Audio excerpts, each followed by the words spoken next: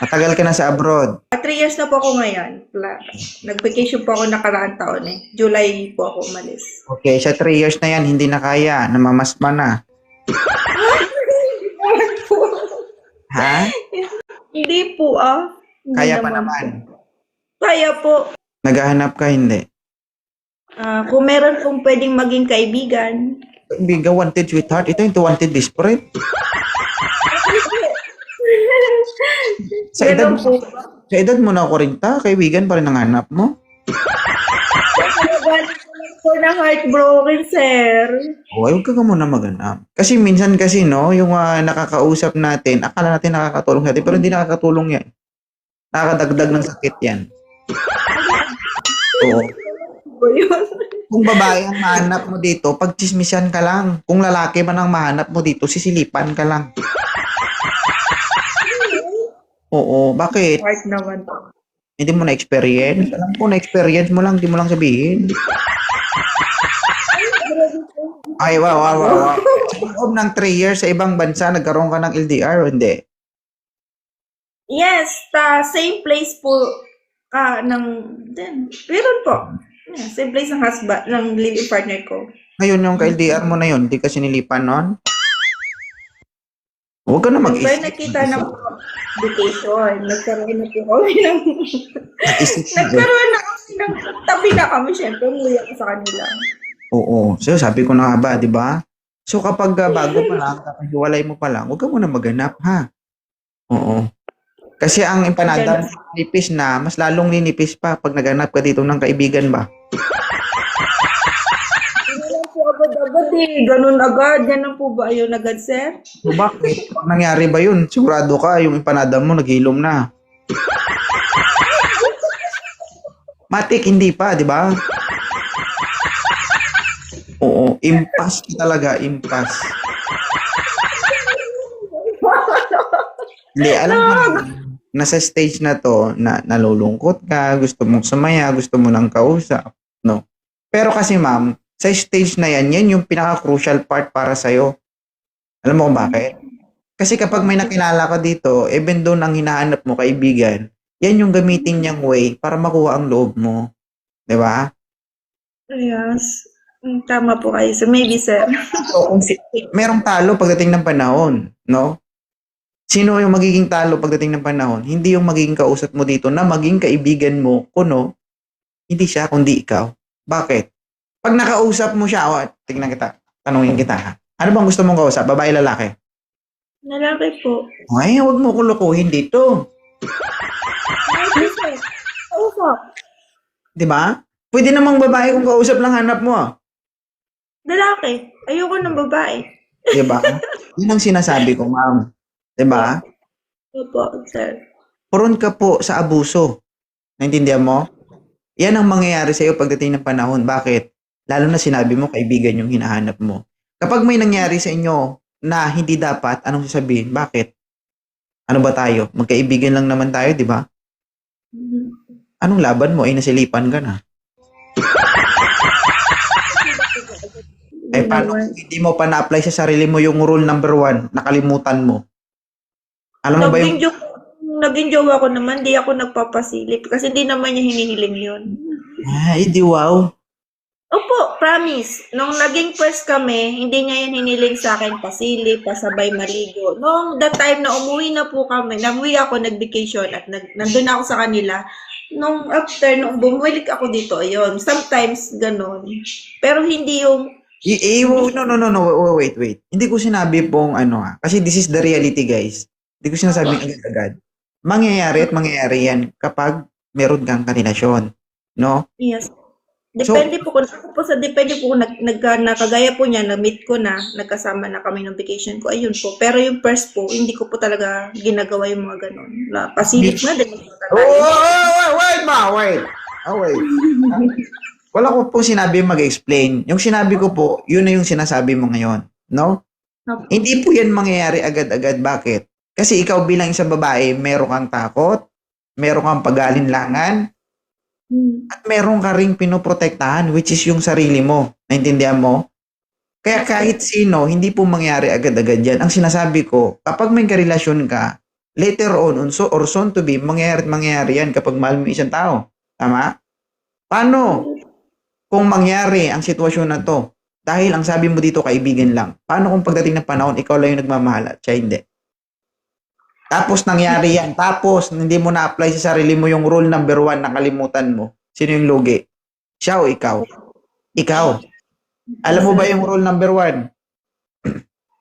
Ano po ba yun? Isipin mo, 40 ka na, hindi mo pa alam.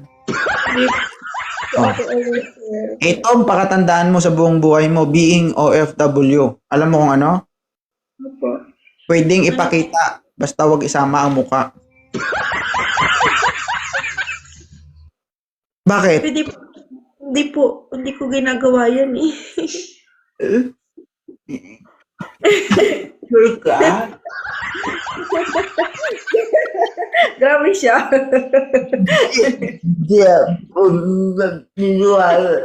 Talaga. Hindi. Bakit? Hindi kasi mama. Kumbaga, yung ginagawa natin ito is preventive measures lang. Hindi ito kalokohan, lalo na sa mga OFW. Minsan kasi yung mga kababayan nating OFW na kumbaga, nabubulag sa pagmamahal. Nakakalimutan yung sarili o nakakalimutan ang sarili ng safety. Okay lang yun kung kumbaga mapagkakatiwalaan yung makakausap mo o partner mo. Paano kung hindi? So, ang mangyari, prone ka ngayon sa threats. Okay. Diba? Paano kung pinost ka? Aray. Mo, magsisi ka, magsabi ka sa sarili mo, sana nag-ahit ako. Paano kung makita madilim, kasama mukha, nakangiti ka pa? Diba? Ma'am, hindi po ito para sa'yo para po ito sa ating lahat. Okay? Kasi minsan, nangyayari yan dahil sa pagmamahal Alam niyo yun? Hindi nila ginawa yan dahil ginusto lang nila. Ginawa nila yan dahil sa pagmamahal nila sa isang tao. Okay, Thank you. Which is walang mali po doon, ma'am and sir. Ang may mali doon, yung ilabas mo yung impormasyon na dapat ay sa inyo lang, which is dapat private. Diba? Ang sinasabi ko dito, bihira makakita ng lalaking kaya mong pagkakatiwalaan. Nagigets mo? Opo, Kaya- gets ko, sir. Pwede. Ipakita. Huwag lang isama ang mukha. Ay, paano kung nakita ka doon ngayon, minayday ka, tapos nireels ka, nakita doon maitim. Diba? Uy! Sabi, Sir, talaga. naman pinost. Namigid. Nakakatawa guys, no? Pero totoo. Nawawala yung stress at pop. Hindi kasi guys, kapag nangyari yan, diba? Nakakatawa, parang sa tingin nyo, lumalagpas tayo sa limitation natin dito. Pero, pag hindi kayo dinaan sa ganitong klaseng pag-uusap, nakakalimot din kayo sa sarili nyo. No, tayo lahat. Bakit? We are human, di ba? Hindi tayo perfecto. Lalo pagdating sa pagmamahal, lahat na ibibigay natin. Oo. Ginawa sa boyfriend Diba ko. kapag Hindi naman siya. Pag mahal mo isang tao, pag sinabi buka, walang magagawa. Di ba buka?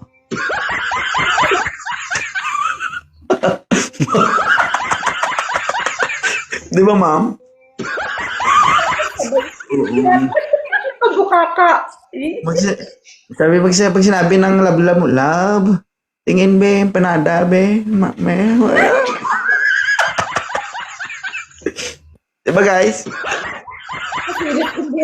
Ganon. Hindi guys, ito Kasi- yung sinasabi ko. Nakakatawa yan, pero minsan nga kahit may edad na nakakalimot pa. Diba? Marami po niyan dito hindi naman lahat, pero yung iba talaga gumagawa niya, nakikita ko. Hindi natin sila mabiblame, ma'am, kasi sabi ko nga, we are victim of love. Diba? Biktima tayo ng Yes. pagmamahal. No? It's Hindi not. lang yun. Ang inaano lang natin dito, sa mga lalaki o both side, babae and lalaki, kung may nangyari man, between the two of you, sa inyo na lang yun. Hindi nyo na kailangang ipagkalat yun. Kasi kahit gawin nyo yun, walang maibubungang maganda. Di ba?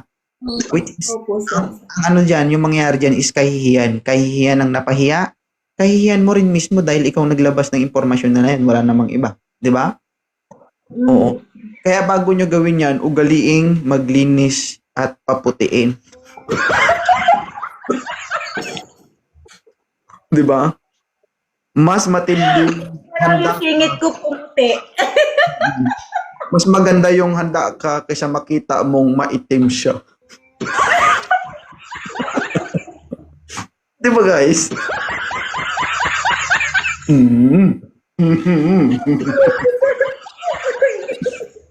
Tama mang mali. Tama yun, tama sir. Pangit naman yung pag-uusapan ka online. Hala, si ganito nakita ko, may buhok pero isa lang naiwan. Nagahit na nga lang, hindi pa inubos. Di ba, ma'am? Tama mali. Sa baba, rinig ako ng anak ng abo ko, napapraning na yung dada ko. Ang matindi nun kapag pinost ka, ma'am, nakaganito ka pa, oh. Yung pagdila mo doon nangaasar ka. Oh. Nawala po yung stress ko sa inyo. Ay, gawin. Tawang-tawa kayo dyan, guys, ha? Baka naka-experience na kayo ng ganyan, ha? Gawin ko po na-experience yun. Hindi ikaw, ma'am. No, marami dyan. Actually, ma'am, no, sa 10 years ko in service, marami na kasi akong na-encounter na mga babae lumalapit sa akin na ganyan yung problema. No? Nangyayari talaga yan sa atin, guys. No, kasi meron talagang lalaki na sira ulo na kayang Marami. Diba? Marami yan. Oo, kaya ma'am, ingat-ingat ka. Mamaya mo, pag na-post, pag nakita yung empanada, kunot-kunot na pala. Ay! Ah, Wow! Hindi pa daw, guys. Nahinat eh. Hindi pa. Pinihit-pihit ba? Anak pa nga ni. Sige. Sige. Banat pa po. Hindi pa Kamusta? po lubot. 40 ka na, ma'am, di ba? 40 na po ngayong August. Oo. Ilan po, anak? Dalawa po. 7 Dalawa. and 8. 7 and 13. Oh, matanong ko lang, ilang taon ka nang hindi nakalunok ng gatas? Gatas? Oh. Nagkakainom ko lang po eh. Oo. Okay, good for you. Dito? Yung gatas po, yung gatas? Oo. Ano po yung gatas? Parang Ano? po kumain ng gatas. Ano bang gatas para sa'yo? Hindi ko po kung idea na gatas. Sige. Okay lang yan. No po, ay kung yung sinasabi niyo pong gatas ay kaluluno ko lang no last year.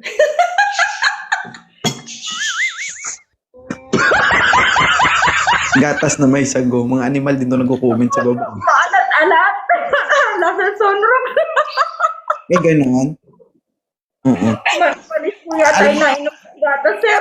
Hindi kasi kapag gano'n kasi ang lasa, ma'am, ibig sabihin yung lalaki, it's either alcoholic o mahilig sa maaalat. Kaya gano'n po yung lasa.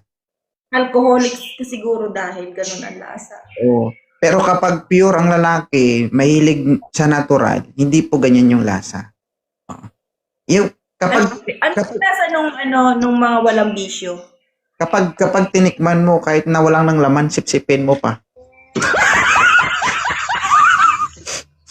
Hindi nga totoo. Yung makatikim ako ng gatas na puti, eh parang lasang Clorox na maalat-alat.